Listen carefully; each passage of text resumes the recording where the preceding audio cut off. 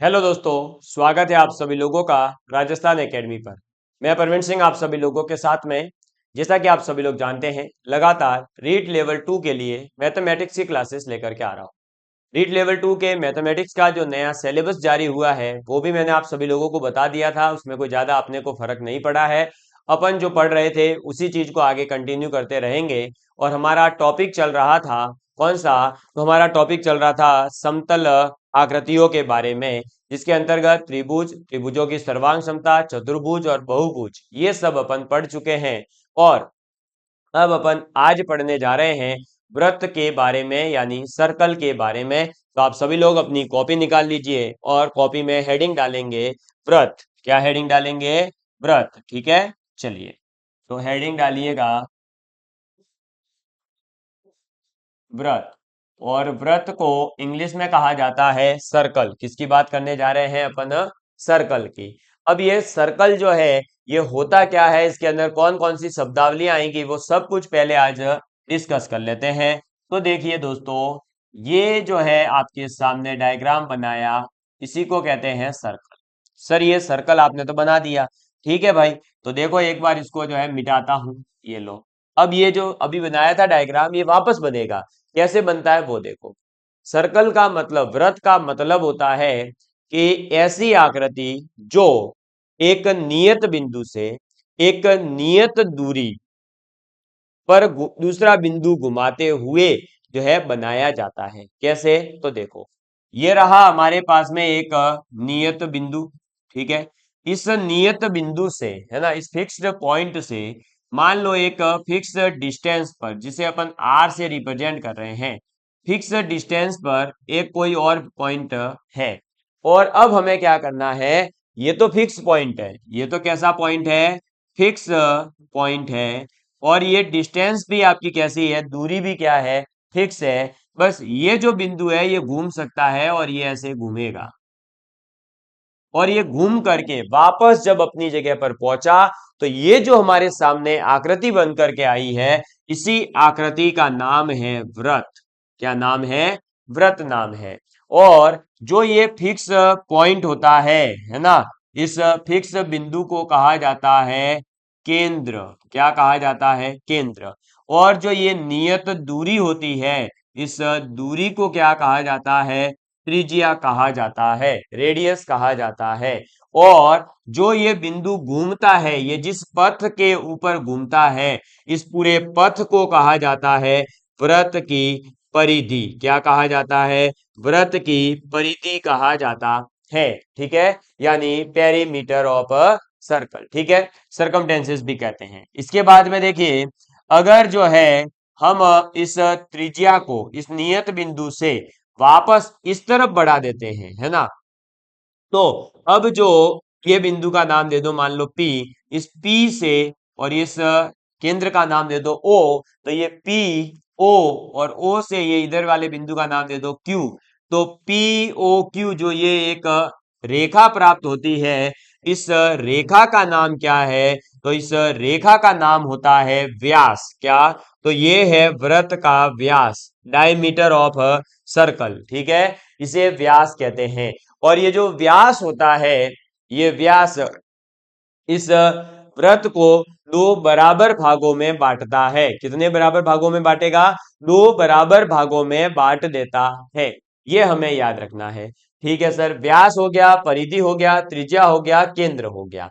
अब देखिए, अगर इस व्यास को छोड़ देवे, व्यास तो जो है इसको छोड़ दीजिए, व्यास के अलावा कहीं पर भी हमने जो है वृत्त के कोई दो बिंदुओं को लिया और इस प्रकार से मिला दिया, परिधि के दो बिंदुओं को लिया वृत्त के ऊपर और उन दोनों बिंदुओं को मिला दिया, तो मिलाने से जो हमारे पास में ये एक रेखा प्राप्त हुई, ये जो रेखा है, इस रेखा का नाम क्या होगा ये बताइए। तो इस रेखा को क्या कहेंगे मेरे दोस्तों? बताइए जल्दी, थोड़ा सा कमेंट करके मैं देखता हूं क्या बताते हो आप आंसर। बताइए भाई बताइए। है, मैं देख रहा हूं आपको, है ना। हाँ जी बिल्कुल। तो ये जो है आपकी क्या हो जाएगी? तो ये हो जाएगी जीवा। क्या कहलाती है? जीवा कहलाती है। Very good. ये क्या कहलाएगी? जीवा। इंग्लिश में जीवा का मतलब होता है कॉर्ड। क्या होता है? कॉर्ड।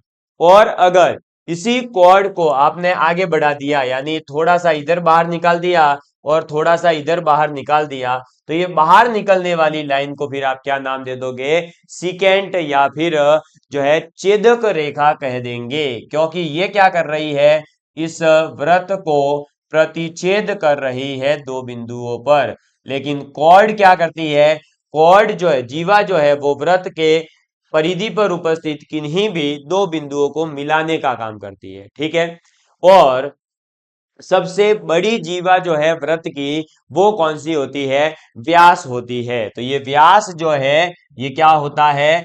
वृत्त की सबसे बड़ी जीवा। तो वृत्त की सबसे बड़ी जीवा, तो ये चीज हमें ध्यान रखनी है कि व्रत की सबसे बड़ी जीवा जो है वो व्यास कहलाती है। तो आपके छेदक रेखा क्या है, जीवा क्या है, परिधि क्या है, व्यास क्या है, केंद्र क्या है, त्रिज्या क्या है, ये सब आपको पता होना चाहिए। अब जो ये जीवा है, इस जीवा ने इस व्रत को देखो दो भागों में बांट दिया, एक इसके ऊपर वाला भाग, एक इस जीवा के नीचे वाला भाग। तो जो जीवा के ऊपर वाला भाग और नीचे वाला भाग, जो ये दो भाग बने हैं, इनको कहा जाता है वृत्तखंड। क्या कहा जाता है? वृत्तखंड। और जो ये छोटा वाला भाग है, भाई खंड का मतलब भाग, तो वृत्त के दो भाग बन गए, एक वृत्त का बड़ा भाग, एक वृत्त का छोटा भाग। तो ये जो छोटा भाग होता है, इसे कहा जाता है लघु वृत्त खंड।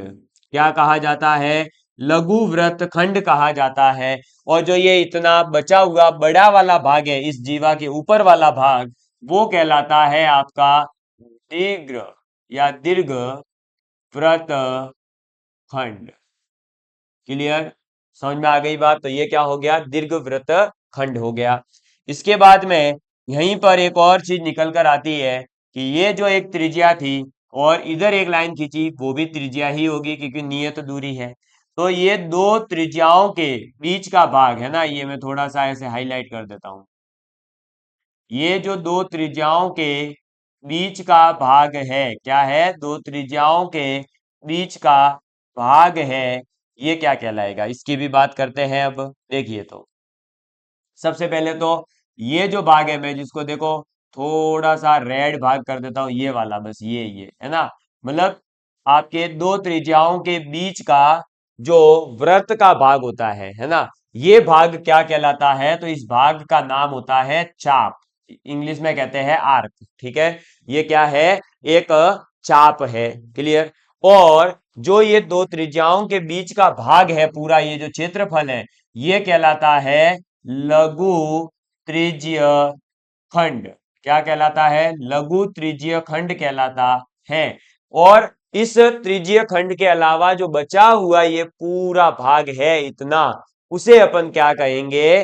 तो वृहत या फिर दीर्घ त्रिज्य खंड। तो इसका क्या नाम हो जाएगा दोस्तों? यहीं पर लिख लेते हैं, दीर्घ त्रिज्य खंड। ठीक है, ये क्या हो जाता है? दीर्घ त्रिज्यीय खंड कहलाएगा। तो अब एक साथ मैंने बहुत सारे शब्द आपके सामने वृत्त के रख दिए हैं, ताकि आपको ये पूरा एक डायग्राम बनाते ही लगभग पूरे के पूरे वृत्त की जानकारी हो जाएगी। एक बार आप इस डायग्राम को बना लीजिए या इसका स्क्रीनशॉट ले लीजिए, फिर मैं आपको जो है इसके अंदर हर एक शब्दावली के बारे में पुनः बता देता हूं कि कौन क्या है यहाँ पर। ठीक है। तो देखिए, सबसे पहले व्रत बनता किससे है? तो एक नियत बिंदु का, उससे एक नियत दूरी पर स्थित बिंदु को घुमाने से जो पथ प्राप्त होता है, उसी पथ या उसी आकृति को हम व्रत कहते हैं। और उस नियत बिंदु को केंद्र कहा जाता है, नियत दूरी को त्रिज्या कहा जाता है। ठीक है। और व्रत को दो बराबर भागों में बांटने वाली रेखा जो खींची जाती है, वह उसकी व्यास कहलाती है। और पी ओ क्यू यहाँ पर व्यास है। और परिधि पर उपस्थित किन्हीं भी दो बिंदुओं को मिलाने वाली रेखा जीवा कहलाती है। और परिधि पर उपस्थित किन्हीं भी दो बिंदुओं को प्रतिच्छेद करने वाली रेखा छेदक रेखा कहलाती है। जीवा के नीचे वाला छोटा भाग जो होगा वो लघु वृत्तखंड कहलाता है, और बचा हुआ जो बड़ा भाग होता है वो दीर्घ वृत्तखंड कहलाता है। दो त्रिज्याओं के मध्य का जो भाग होता है उसे त्रिज्य खंड कहते हैं, और दो त्रिज्याओं के मध्य का वृत्त का जो बाउंड्री वाला भाग है उसे अपन चाप नाम देते हैं, आर्क कहते हैं। क्लियर? ये आप एक बार नोट डाउन कर लीजिए। परिधि क्या होती है? तो वो जो पथ है उसी को परिधि कहते हैं। व्यास जो है वो वृत्त की सबसे बड़ी जीवा होती है। ठीक, चलो नोट डाउन कर लीजिए इतने पॉइंट्स। ये एक साथ आपको जो है पूरा मैंने वृत्त का इंट्रोडक्शन दे दिया है। ठीक है, इसके बाद में देखिए इसी के अंदर हमारे पास में जो है इस पर आधारित कुछ छोटी छोटी चीजें पूछ ली जाती है। जैसे अभी तक जो अपन ने पढ़ा उसमें से क्या क्या पूछ सकते हैं वो आप एक बार नोट डाउन कर लीजिए। तो वृत्त की त्रिज्या जिसे अपन स्मॉल आर से रिप्रेजेंट कर रहे हैं, ठीक, वृत्त का व्यास क्या हो जाएगा उस हिसाब से? फिर तो वृत्त का व्यास हो जाएगा डबल त्रिज्या का, तो 2r। ठीक है, फिर वृत्त की परिधि क्या होती है? तो वृत्त की परिधि होती है 2πr, और वृत्त का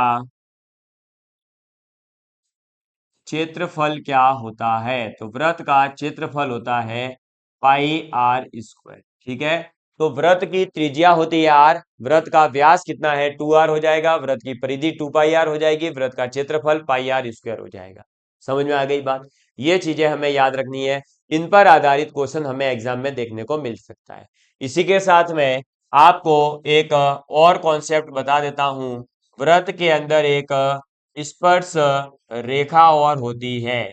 स्पर्श रेखा को इंग्लिश में टेंजेंट कहा जाता है, और टेंजेंट का मतलब होता है कि मान लीजिए ये कोई एक वृत्त है और इस वृत्त पर यहाँ पर उपस्थित कोई बिंदु है। ठीक है, तो हमने क्या करा, एक लाइन खींची जो कि लाइन क्या करेगी, इस वृत्त को केवल और केवल एक बिंदु पर, कितने, केवल और केवल एक बिंदु पर केवल स्पर्श करती है, एक बिंदु पर स्पर्श करती है, ऐसी रेखा को हम क्या कहते हैं? स्पर्श रेखा कहते हैं। तो ये जो लाइन है ये आपकी स्पर्श रेखा टेंजेंट कहलाती है।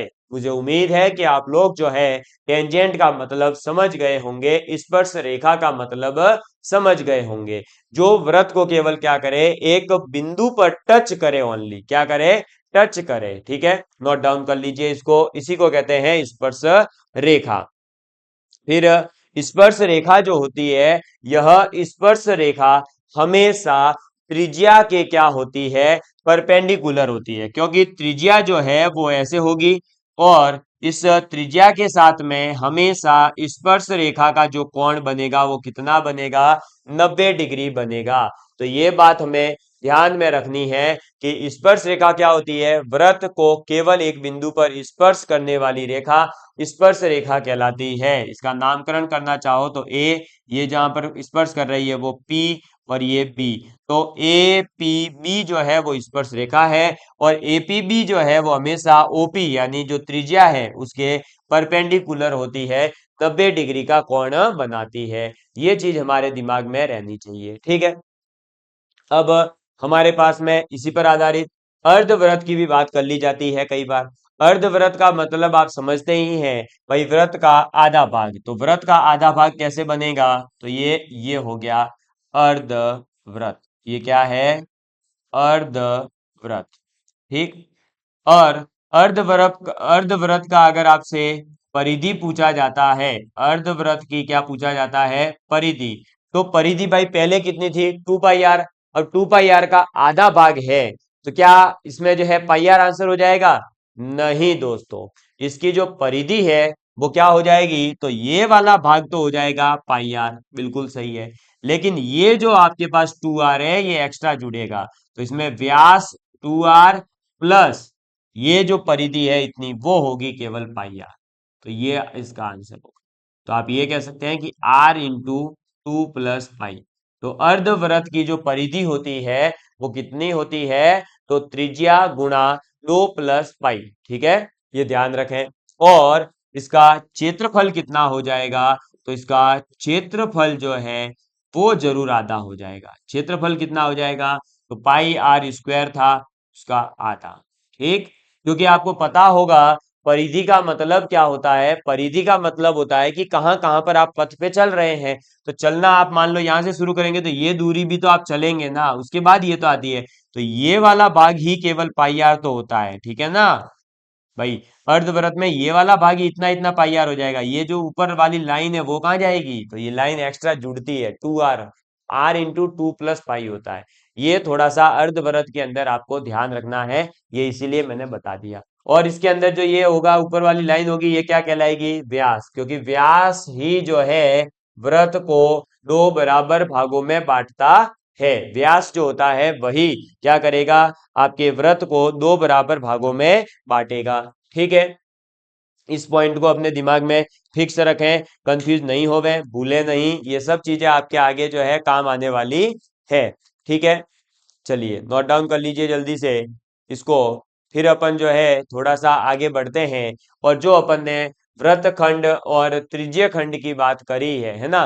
वृत्तखंड को जो है इंग्लिश में कहते हैं सेगमेंट, क्या कहते हैं, सेगमेंट कहते हैं। और त्रिज्य खंड जो होता है उसे अपन सेक्टर कहते हैं, क्या कहते हैं, सेक्टर कहते हैं। ठीक, अब देखिए ये आपने नोट डाउन कर लिया। अब हमारे पास में जो त्रिज्य खंड और हमारे पास में वृत्त खंड है, उनके क्षेत्रफल पर आधारित क्वेश्चन भी कई बार पूछ लिया जाता है। तो आप लिखेंगे त्रिज्य खंड, त्रिज्य खंड का क्षेत्रफल। तो त्रिज्य खंड का क्षेत्रफल क्या होता है, एरिया ऑफ सेक्टर जो है वो क्या होता है। एरिया ऑफ सेक्टर की बात करें तो पहले तो अपन जो है डायग्राम बना लेते हैं। ये रहा हमारे पास में त्रिज्य खंड, ये ओ नाम दे दो, ये ए नाम दे दो, ये बी नाम दे दो। ठीक, ये यहां पर मान लीजिए एंगल बन रहा है थीटा। कितना एंगल बना रहा है, थीटा एंगल बना रहा है। तो ये हमारा क्या है, एक त्रिज्य खंड है। अब इस त्रिज्य खंड का है ना, थोड़ा सा डार्क कर देते हैं तो आपको ध्यान में रहेगा। ये लीजिए, ठीक, ये देखिए,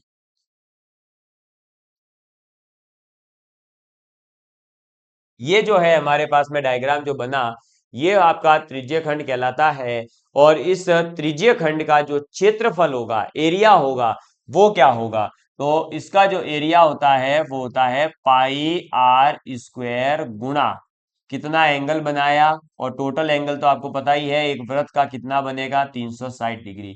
तो इसका जो क्षेत्रफल होता है वो क्या होता है, तो पाई आर स्क्वायर इंटू थीटा बटे 360 डिग्री। ठीक है, थीटा कौन सा एंगल है, जो इधर त्रिज्य खंड के द्वारा बनाया गया कोण है। ठीक है, ये रहा, इसको मैं रेड पेन से कर देता हूं तो दिख जाएगा, ये रहा, ये, ठीक है, दिख गया। ये जो है हमारे पास में कोण आ जाएगा। तो ये ध्यान रखें कि आपका त्रिज्य खंड का क्षेत्रफल क्या हो जाएगा, पाई आर स्क्वायर इंटू थीटा बटे 360 डिग्री हो जाएगा। ठीक है, चलिए ये था त्रिज्य खंड का क्षेत्रफल, आप इसको अच्छे से नोट डाउन कर लीजिए। इसके बाद अपने पास और क्या बच गया इसके अंदर, तो एक हमारे पास में कई बार जो है आ जाता है सकेंद्रीय वृत्त का कॉन्सेप्ट। हमें पता ही नहीं चलता है कि सकेंद्रीय यानी कॉन्सेंट्रिक सर्कल्स क्या होते हैं। ठीक, चलो, तो ये ऐसा करते हैं कि इस फॉर्मूले को उठाकर इधर ले आए, लो, ठीक, अब बनाते रहो। अब इधर एक नया कॉन्सेप्ट, सकेंद्रीय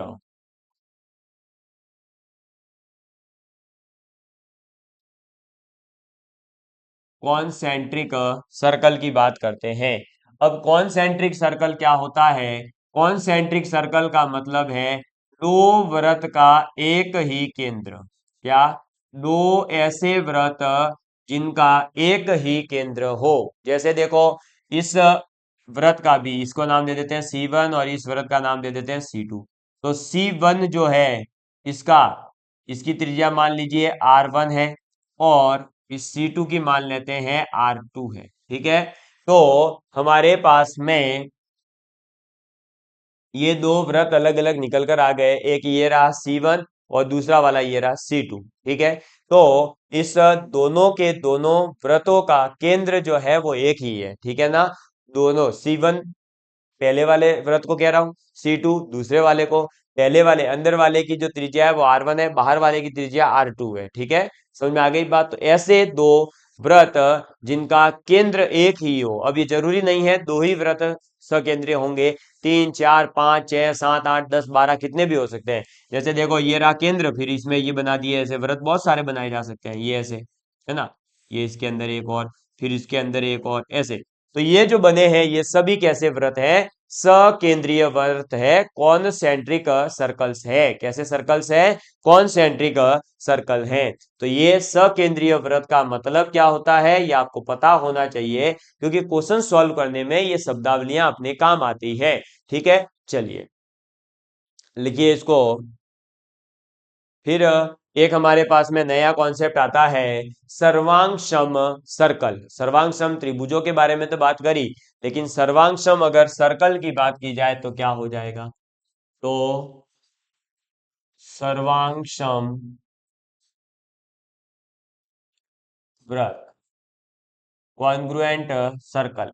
और कॉन्ग्रुएंट सर्कल का मतलब होता है ऐसे दो वृत्त जिनकी त्रिज्याएं आपस में समान हो। ऐसे दो वृत्त जिनकी, ऐसे दो वृत्त जिनकी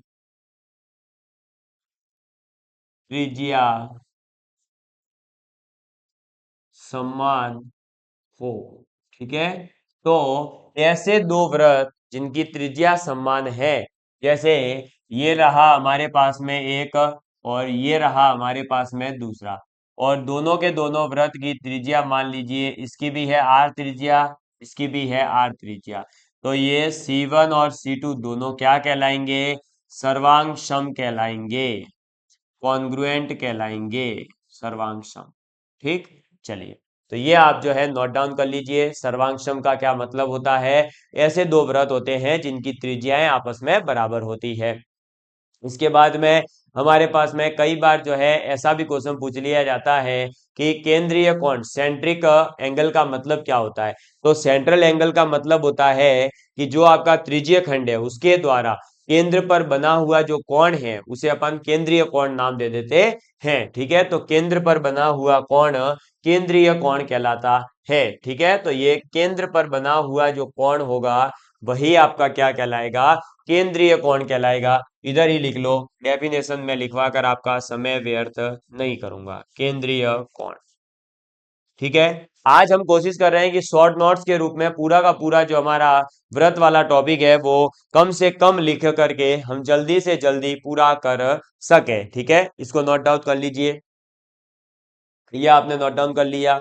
इसके बाद में देखिए हमारे पास में एक अगला नया कॉन्सेप्ट आता है, चक्रीय चतुर्भुज, है ना। चक्रीय चतुर्भुज का मतलब होता है कि कोई हमारे पास चतुर्भुज है, उस चतुर्भुज के चारों कॉर्नर को टच करते हुए जब हम एक वृत्त बनाते हैं तो फिर वह आकृति चक्रीय चतुर्भुज कहलाती है। और चक्रीय चतुर्भुज में क्या कॉन्सेप्ट है वो लिखेंगे, तो चक्रीय चतुर्भुज।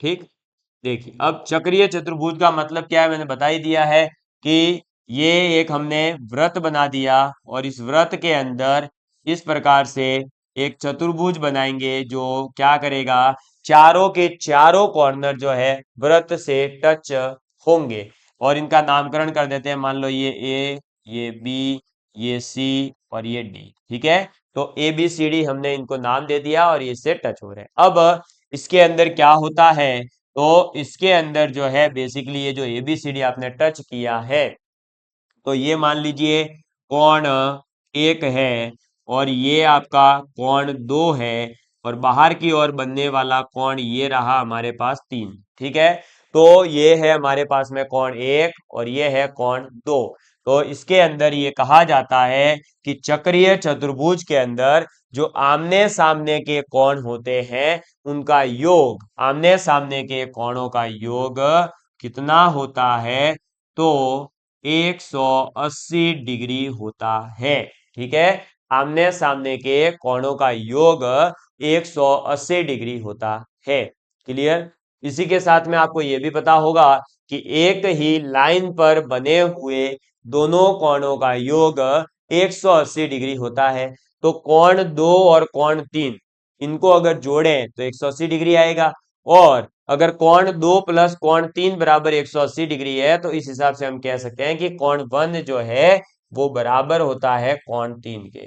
तो एक अंदर का एंगल जो है वो बाहर के एक्सटर्नल बाह्य कोण के क्या हो जाएगा, बराबर हो जाएगा। इसका मतलब हम ये कह सकते हैं कि चतुर्भुज में जो है आपका बाह्य कोण ठीक उसके विपरीत आंतरिक कोण के क्या होता है, बराबर होता है। तो ये ध्यान रखें कि चक्रीय चतुर्भुज में एक बाह्य कोण उसके ठीक सामने वाले आंतरिक कोण के क्या होता है, बराबर होता है। और दो एक दूसरे के आमने सामने के जो आंतरिक कोण है उनका योग 180 डिग्री होता है। आंतरिक कोणों का योग कितना होता है, 180 डिग्री होता है। ये आपको जो है आज हमने ट्रायंगल के बारे में, सॉरी वृत्त के बारे में समझा दिया है। अब इस पर आधारित कुछ क्वेश्चंस को अपन देखेंगे और इसमें कुछ कॉन्सेप्ट्स रहे हैं उनको अपन अगली क्लास में कवर करेंगे। ठीक है, तो धन्यवाद। जय हिंद, जय Bharat, love you all of you. Please take care and please share with your friends.